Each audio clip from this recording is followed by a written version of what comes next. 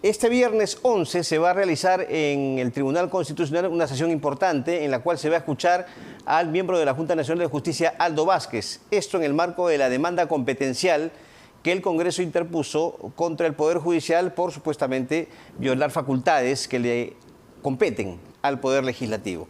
Está con nosotros el doctor Omar Cairo, abogado de la magistrada Inés Tello, con quien integra la Junta Nacional de Justicia. ¿Cómo está, doctor Cairo? Bienvenido. Carlos, muchas gracias. Bueno, lo último que ha ocurrido con relación al Tribunal Constitucional es que ha rechazado el pedido que efectuó el Congreso para reprogramar esta audiencia, ¿no?, fijada para el 11 de octubre. Como decía, en esta audiencia se va a escuchar al magistrado Aldo Vázquez. A ver, ¿cómo ha recibido usted esta decisión del Tribunal Constitucional de negar esta prórroga? No, más importante que la negativa de la prórroga es la fijación de la audiencia para escuchar a Aldo Vázquez, una audiencia que nadie pidió, una audiencia que se fija cuando el proceso ya está para ser votado, ya venció en exceso el plazo de 30 días contados a partir del 10 de julio. Entonces es una decisión desconcertante convocar una audiencia. Pero perdón, doctor, ¿en su momento el doctor Vázquez no pidió ser escuchado ante el tribunal? Sí, claro. Si no me equivoco, en julio, ¿no? Sí, y le dijeron que no, Ya había sido admitido como tercero y esta vez sin mayor sustento dicen que se realice una audiencia para escucharlo. Entonces es desconcertante, francamente es desconcertante. A ver, ¿qué criterio ha cambiado en el Tribunal Constitucional con relación a julio para que ahora sí se le acepte al doctor Vázquez hacer uso de la palabra? Lo que se dice en la resolución es que como ha sido admitido como tercero, con interés, entonces corresponde escucharlo. Pero también correspondía escucharlo en julio, porque él fue admitido como tercero con interés en junio.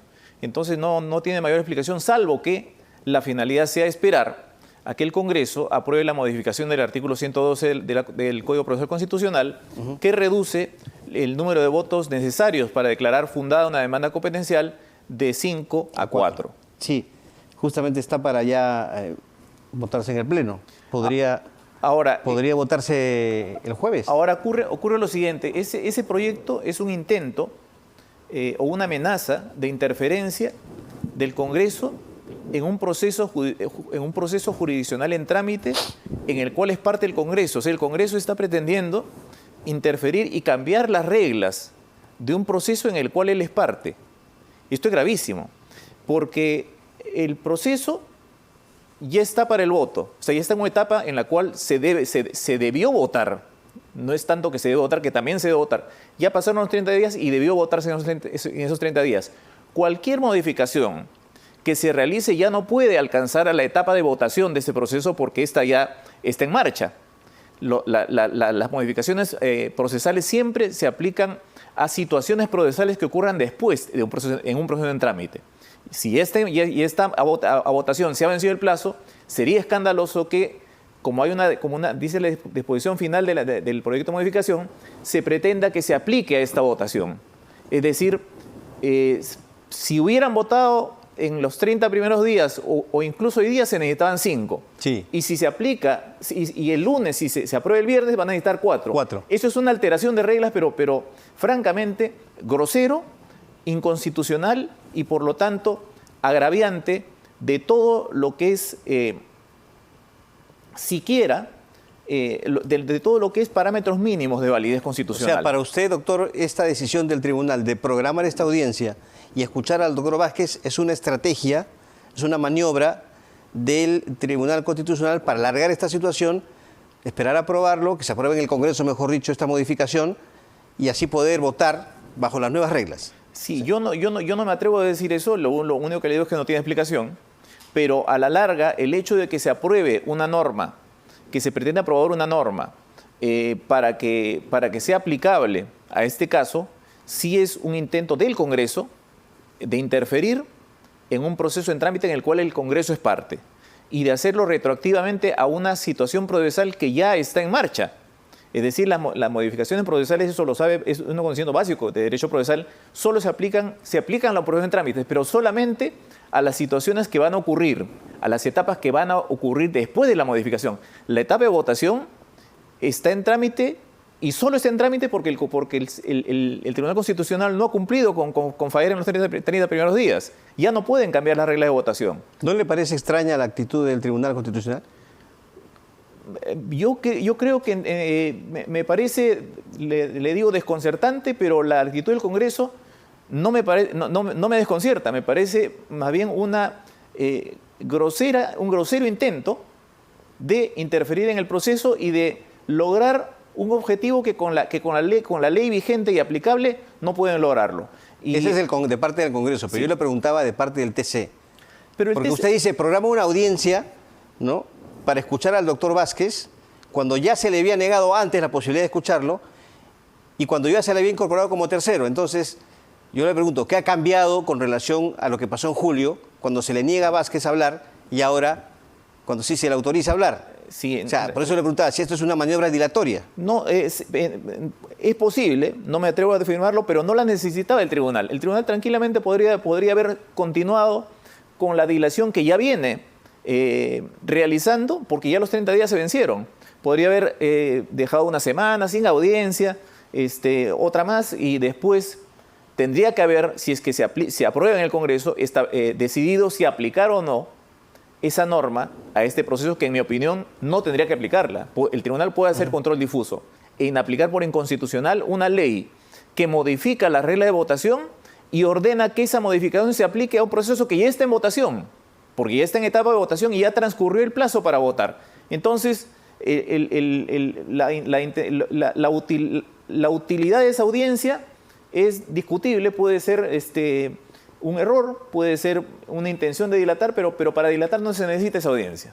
Eso es lo que trataba de decir. ¿O cree usted que están jugando en pared, Congreso y TC? No, yo no me atrevo a decir. Eso mucho se dice que TC es muy complaciente con el Congreso, ¿cierto? Sí, esas son especulaciones y yo no me siento autorizado para hablar sobre especulaciones, sino sobre hechos concretos. ¿Y por qué le digo un hecho concreto?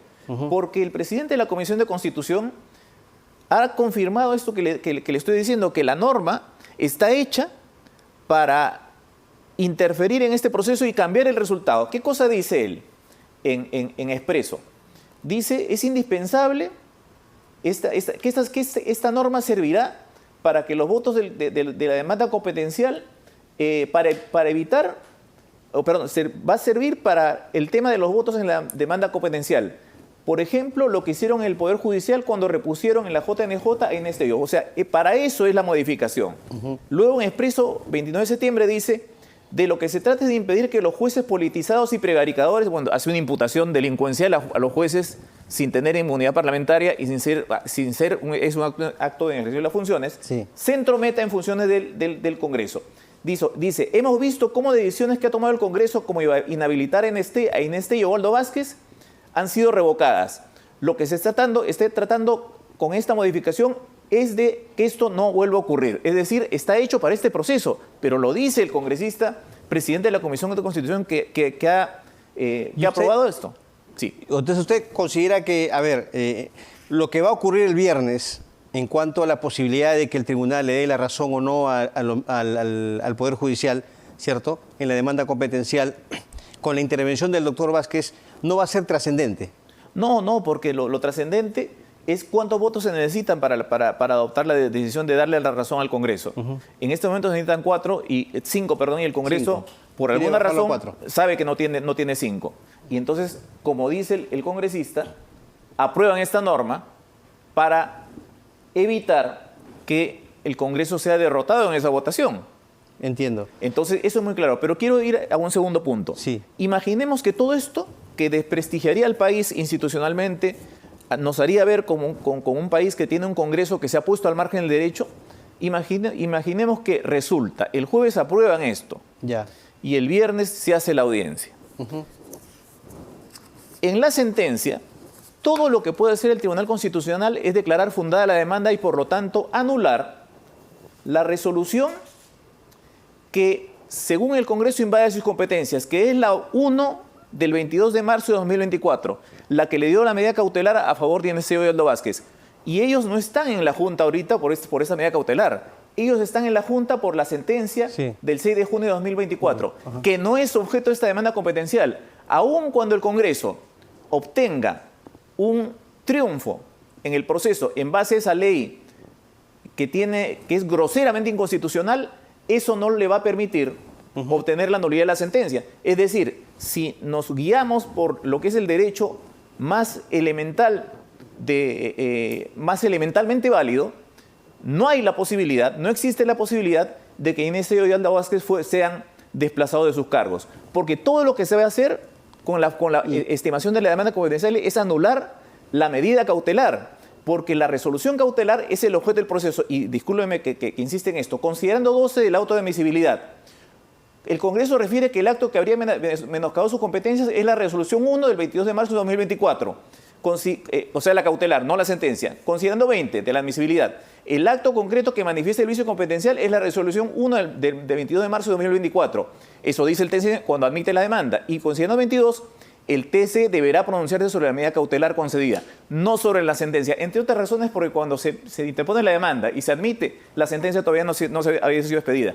Lo que le trato de decir es que esa sentencia es intocable en este proceso competencial. Así que todo el país debe estar tranquilo si es que las cosas ocurren, como le digo, con un mínimo respeto de las reglas procesales y constitucionales, de que Aldo Vázquez e Inés Tello, aun cuando se declare fundada la demanda competencial, no van a ser removidos porque subsistirá la sentencia, que no es objeto de este proceso competencial. Entiendo. Ahora, en su momento también, doctor, el TC descartó un pedido, ¿no?, de los miembros de la Junta, un pedido de opinión que es no vinculante, ¿no?, de la Comisión de Venecia. ¿Usted considera que hubiese sido importante tener esta opinión no vinculante? Tengo entendido que este es como un amicus curiae, ¿no? O sea, una opinión, es cierto, no vinculante, pero ¿hubiese sido importante tener esa opinión de la Comisión de Venecia?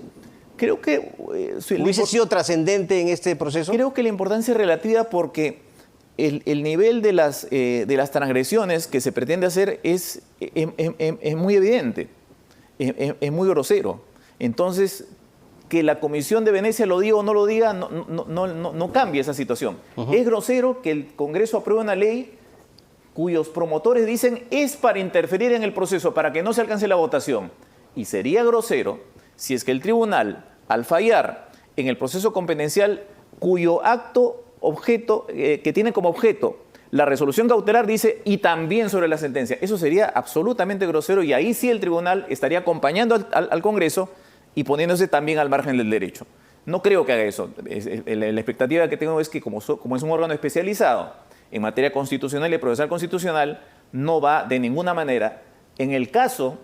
Y en el caso que ocurra eso que usted plantea, ¿qué alternativa le quedaría en cuanto a los miembros de la Junta o a sus defensores legales? Hay cuestiones que a veces no... Porque el tribunal es el máximo intérprete, se supone, de la Constitución. Sí, hay cuestiones que a veces no gustan porque son poco invocadas, pero cuando hay un acto que realizan los poderes del Estado ejerciendo indebidamente sus competencias y es manifiesto, existe el derecho a la desobediencia.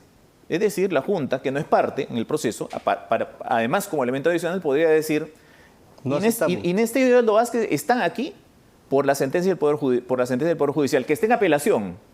Entonces yo, hasta que no sea revocada esa sentencia en el amparo, no estoy obligado a cumplir ninguna orden, porque en ese proceso de amparo yo soy parte, tendría que decir la Junta, no soy parte en el competencial. O sea, nos está diciendo que Inés Tello y Aldo Vázquez no acatarían una decisión del Tribunal Constitucional en favor del Congreso de la República. Le estoy diciendo que ellos no deberían acatar, y la Junta Nacional de Justicia tampoco, porque la Junta es la que va a decir... lo separo porque me lo ordena el TC, que no creo que lo haga, porque sería obsceno en realidad que en el proceso en el cual se está discutiendo la cautelar, diga, y anula la cautelar y además la sentencia, que no es que no es objeto del proceso. Bueno, si lo hiciera, sería un caso típico en el que se podría invocar el artículo 46 de la Constitución.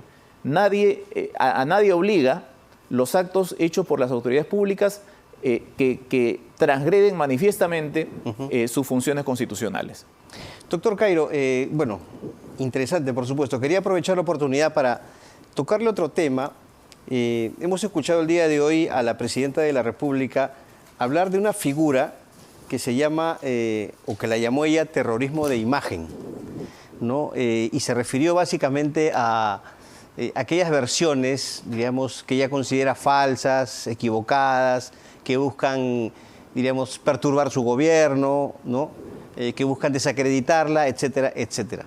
¿Cuál es su comentario como abogado sobre si existe o no esta figura de terrorismo de imagen? Después hablan de terrorismo urbano, en fin, a través del proyecto que se ha presentado obviamente en el Congreso de la República. No, en primer lugar, perplejidad porque el terrorismo es uno solo, es el acto consistente en conseguir un objetivo a través del amedrentamiento, claro, del amedrentamiento paralizante, es decir, poner una bomba, matar indiscriminadamente, cosas así muy... lo que pasó en los 80. Más o menos lo que pasó en los 80, exacto. Entonces, decir que el terrorismo es expresar opiniones adversas al gobernante me causa perplejidad porque casi no se puede creer. O sea, hace falta no solamente, ya no deberías tener una actitud antidemocrática, sino un desconocimiento muy amplio, casi pleno de lo que es la libertad de prensa y de expresión, para decir eso. Así que me causa perplejidad y preocupación porque sea de parte de la más alta autoridad que sale una calificación como esta, ¿no? O sea, el nivel de desinformación sobre una materia tan importante como la libertad de expresión es enorme. Y en segundo lugar, sobre el tema del terrorismo, que es, como le decía, es un fenómeno que es un concepto que es singular, tiene caracteres muy definidos.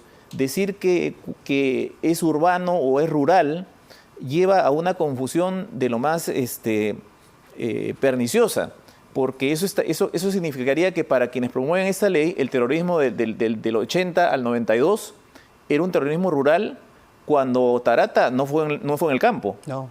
Cuando Canal 2, el atentado tampoco fue en el campo. Cuando en el año 83 se hizo un atentado contra el local de Acción Popular, Partido Gobierno, en la ciudad de Lima. Entonces, la toma de la residencia. Exactamente. Entonces ya esto también causa perplejidad, pues. Es o de una ignorancia muy nutrida o no lo sé. Ya lo otro sería especular sobre malas intenciones, pero por lo menos esto está cargado de un desconocimiento abrumador que preocupa porque viene de quienes conducen el gobierno y de quienes conducen la actividad de elaboración de las reglas con las que debe comportarse el poder político y los ciudadanos. Muy bien.